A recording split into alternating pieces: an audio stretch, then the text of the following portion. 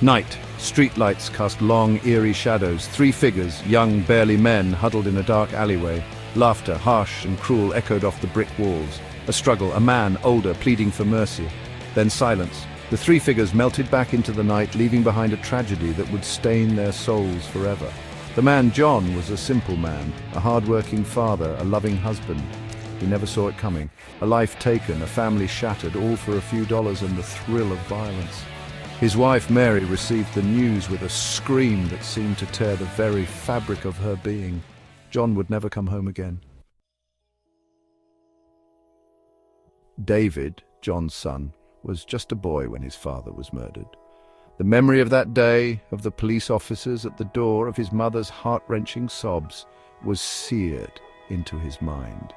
He grew up surrounded by the ghost of his father, the unanswered questions, the burning injustice.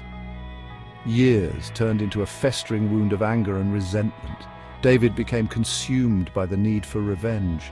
The faces of the three boys, forever etched in his memory, haunted his waking hours and invaded his dreams. He vowed to find them, to make them pay for what they did. He would become their judge, jury, and executioner.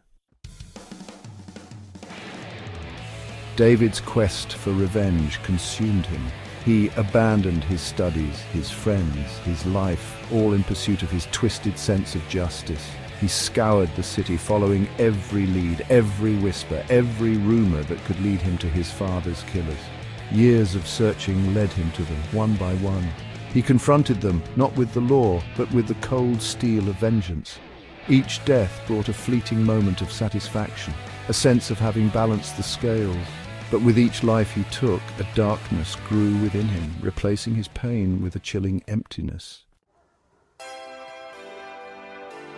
The city lived in fear of the Avenger. The newspapers dubbed him the Shadow of Justice, but David found no solace in their fear, no peace in their praise. His quest for revenge had turned him into the very monster he sought to destroy.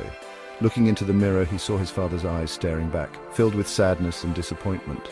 The guilt, the realization of his own monstrous acts, finally broke through the wall of anger he had built around himself.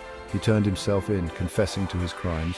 He realized true justice wasn't about revenge, it was about accountability. The law, which he'd taken into his own hands, would now judge him. The trial was swift, the verdict a foregone conclusion. David was sentenced to life in prison, but within the confines of his cell, he found a measure of peace. He had finally understood the true cost of his father's death. It wasn't just one life lost, but countless others destroyed by the ripples of violence and hate. He vowed to spend the rest of his days seeking forgiveness, not from the world, but from himself. He had learned the hard way that true justice could never be found in the heart of vengeance, only in the pursuit of peace.